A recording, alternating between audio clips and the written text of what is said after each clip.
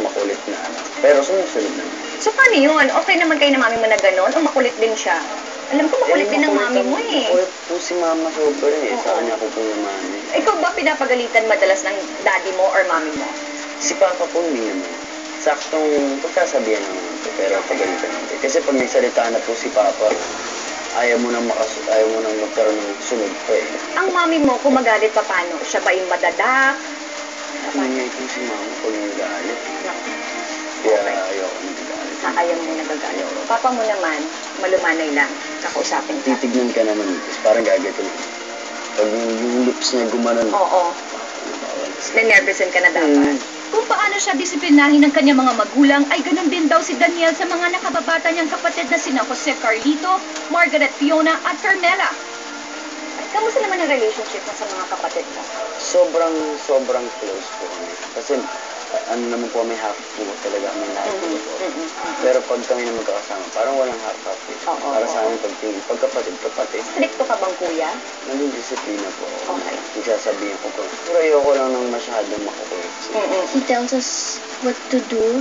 He corrects us when we do bad things to each other. He's a conservative brother. When you wear skirts, you have to wear shorts. He wants us to act like a proper girl, not like boys. And he tells us not to copy boys. Doon sa pangalawa, kasi ilan taon sa 15? Nagka-clash ba kayo? O sobrang nag-divide kayo? Nung bata, parang araw-araw kami nagsusuntukan kasi nalalato kami. Gumigilig ba kayo together? Hindi po kami gumigilig. More on ano po sa music. Kasi may banda po kami. Ah, talaga? Opo. Yung kapatid ko yung singer. Ay, I love it! Sobrang bonding po.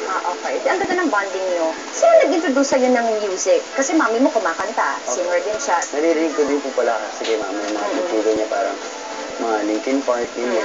So, mas nahilig ako sa rock na music. Sa father's side, pang ilan ka? Second to the last po. Second to the last. Ilan yun? 5. 5. Yes. Close ka rin sa kanila. Super. Daniel, growing up, hindi mo ba na-feel na parang may kulang or parang incomplete sa pamilya? Kasi hindi ka naman lumaki na may daddy talaga na nasa bahay. Wala naman po kasi mahabang bata pa naman po ako. Yung mama ko, si mama, sinasabi niya naman po yung dahilan talaga. Hindi po siya yung parang gumagawa ng mga story ako Hindi po eh. Naintindihan mo ba kagad yun?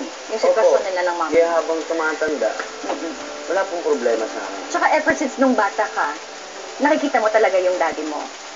Opo, nagbibisita siya sa akin. Lumaki nga si Daniel na hindi lang malapit sa kanyang ama, kundi pati na rin sa iba pang Padilla tulad ng kanyang showin na si Robin. Pag wala kayong taping pareho, every Saturday daw nag-meet up kayo dun sa bahay ni Robin at martial arts training Opo, kayo. nag-training. Ano naman ang advantage at saka disadvantages ng pagiging isang Padilla? Gusto pala ng mata mo, no? Sorry po, sige. Pag inisip po nila ng Padilla po, parang babaero, yun. Masama, bad days nga po. Hindi naman po talaga. Yung advantages naman? Pag sinabing Padilla, nararamdaman na nakakatuwa po. Pag sinabing, kami po na Robin. Parang nakakatuwa. Opo, ito ako. Baka tuminto ka na doon kay Robin, Romel, huminto na. Kay Tita Baby, Tita Rolet. Tita Baby tawag mo? Opo, nakakatuwa po siyempre pag nakikita mo, pag sinabi mong Padilla, natutuwa po. Dahil nakatatak na nga sa mga Padilla ang kakaibang karisma, pagdating sa mga babae, kaya naman maging si Daniel ay sumusunod na rin daw sa kanilang yapa. Ikaw ba? Nakakailang girlfriends ka na? Kailan ka una nagkaroon ng girlfriend? 14 po siguro. 14. 17 ka na ngayon, di ba? So nakakailan ka na? Mga 3 po. Hindi po ako babaero. Kasi pag sinabing chick boy, pinagsasabay ko. Tama. Okay, wala naman ako sinasabi. Diba? Pero paano ka ba magmahal? Pag ako na po nagmahal, grabe na po. Naku, patay tayo dyan. Bakit naman grabe? Siguro. Sweet ka ba? Sobra po. Talaga? Very showy ka? Gusto ko pong pinapakita sa kanya na importante siya sa akin. Very vocal ka na ang mga crush mo ay si Christine Reyes. Gusto mo rin daw type mo rin daw si Mariel. True? Dati po, hindi pa po sila nakikita. My gosh, Padilla nga kayo, pareho kayo ng mga type. Alam ba nang tito mo yon na type mo, na crush mo si Mariel dati? Ayoko na po sabihin. Ay, sana hindi siya nanonood ngayon. Kaya gusto mo ng older women? Or nakakataon lang? Hindi naman po. Sa age ko po kasi, parang ano po masyado. Okay.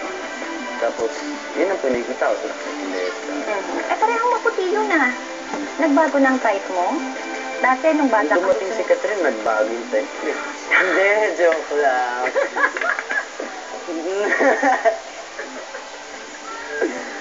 Diyos ko, Robin, my God. Parang ikaw ang kausap ko dati. As a boyfriend, seloso ka. Sobra. Trait din yata ng Padilla yan eh. Sobra. Bakit ka seloso? Paano ka nagsiselos? Ayaw mong may kausap na ibang lalaki? Kung pwede. Kahit friend lang? Kung kaibigan lang, basta saktong distansya lang. Gano'n kung ganyan? Ganyan lang distansya Mga natin. kunyari, ito, ganyan lang. Kunwari, Pag tayo. gumanito na, iinit na yung ulo ko. Talaga? Mm-hmm. Seloso ka? Nagsiselos ka kay Catherine? I mean, pag may... Pinipilit ko po huwag magselos kasi wala naman po akong karapatan. So, pag nagsiselos ka, anong nararamdaman mo? Nalulungkot ko. Alam mo, kaya ka type ng mami mo eh. Hindi ko po alam kung type pa ang tita Min. Mukha daw po kasi talaga akong bad boy. Ano naman nasagot mo? Hindi po ako babae. So, hindi mo lulukoyin yung anak niya. Hindi po, papakasalan ko po anak. Ay, oo, ano naman ito? Napunta na tayo sa kasalan, Mario Joseph Lord. Eh, parang nag-board Carla, yung mga hello, tao Carla. dito. Anong feeling na parang hindi talaga nakaplano ang growing up? Aksidente dahil yun ay dapat kay Albi, Opo. tapos napunta sa'yo. Opo. And since then, up to now, magkasama na kayo sa show, yung Princess and I. Pinangkilik ng mga tao yung tambalan ninyo. Destiny. Siguro ito lang po yung gusto ng Diyos para sa akin. Siguro para sa kanya po. Tadhana na nga ang makilala siya sa mundo ng showbiz. Kaya naman para sa kanyang ina, isang bagay ito na kailangan pagkaingatan ni Daniel. Ano yung greatest advice na binigay sa'yo ng mami mo? Na huwag daw po sasayangan mo ang sitwasyon sa kasi nga po, pumasok po ako dito. Parang mahirap-hirap masyado. Hindi po ako kumila na parang ibang mga taong gusto maganti sa pila ng ilang araw, oras.